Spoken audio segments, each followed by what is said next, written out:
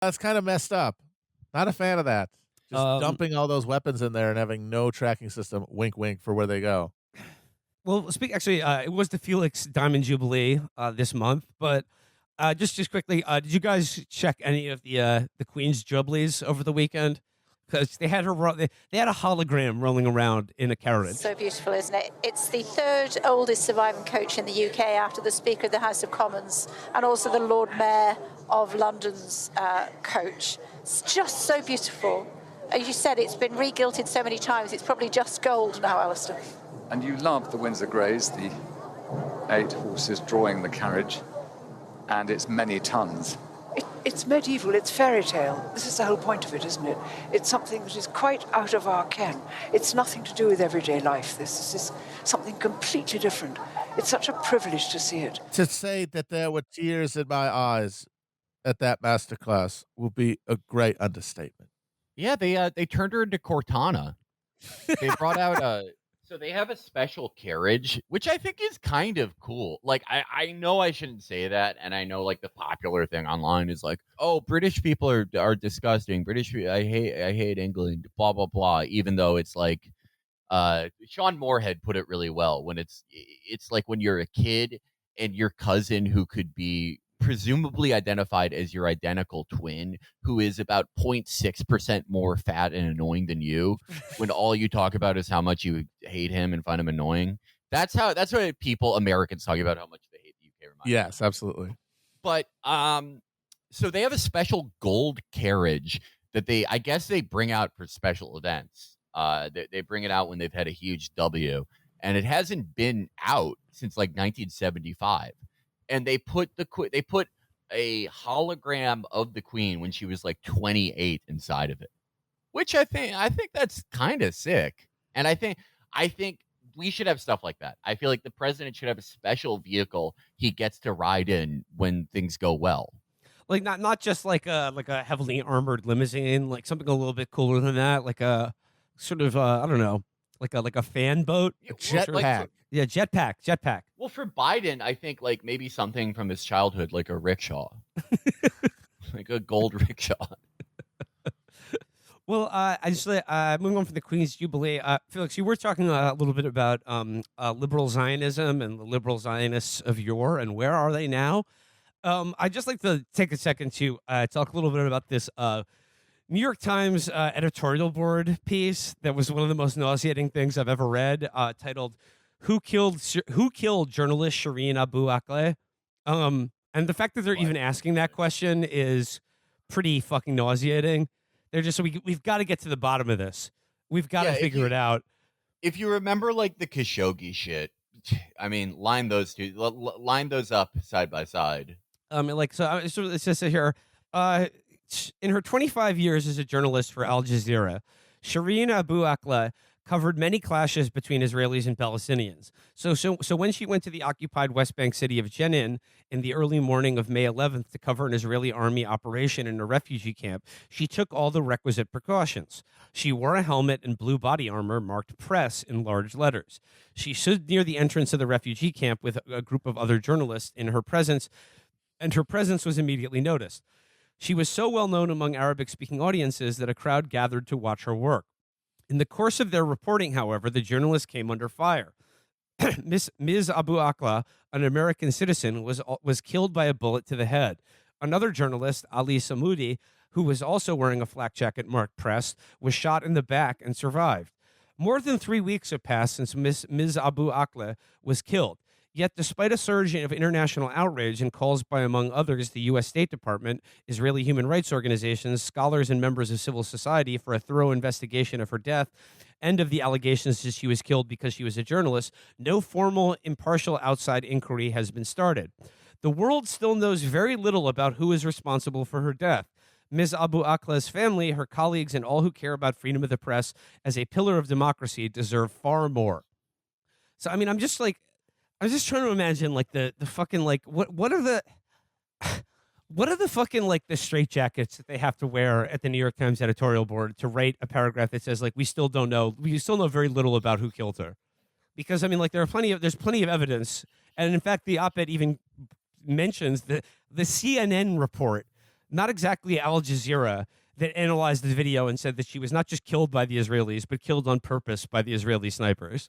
Yeah, it is. It is pretty insane. The New York Times Israel Palestine stuff, because it's like New York Times is obviously like an ideological organ, as is like any piece of the American press, right? But you can rely at least for cynical reasons, some degree of fake impartiality and kind of making it look like everything's above board. But when it comes to Israel Palestine, it's like reading David Horowitz's blog.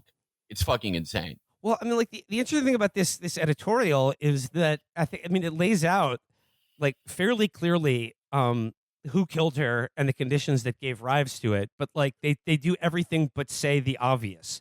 Like I mean, it's like the person who wrote this wrote this editorial, or whoever commissioned it, or whoever was involved in it. Like they all know the answer to this question, and they give the reader like every piece of evidence that would be like required to draw the conclusion that everyone else has, but they just don't say it. And like they still parse it in this. And like I said, like, oh, I guess we need an independent commission.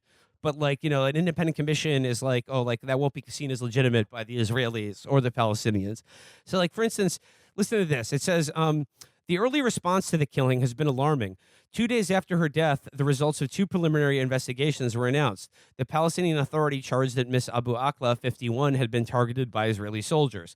The Israeli military, for its part, said there was always a risk of non-combatants being hit during an armed clash, and said that the fatal shot may have come from an indiscriminate Palestinian gunfire or an Israeli sniper.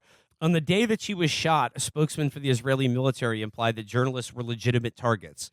The Times of Israel reports that the spokesman told the Army radio that Ms. Abu Akla was filming and working for a media outlet amidst armed Palestinians.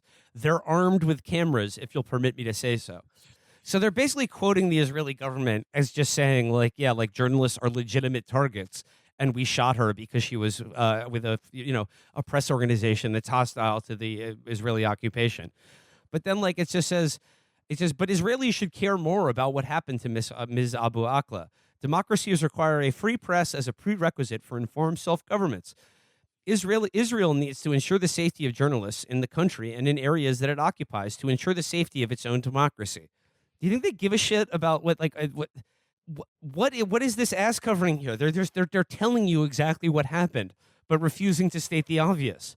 Yeah, it is interesting, right? Because when this happened, it seemed the playbook of people like the New York Times seemed pretty obvious, right? It's to obfuscate and create a fog of like, oh, well, this is consistent with guns that Israel uses, but also the Palestinians could get those guns, and like, maybe it's blah, blah, blah. We don't know. We have to form a committee, but the committee might be disapproved by Israel, blah, blah, blah.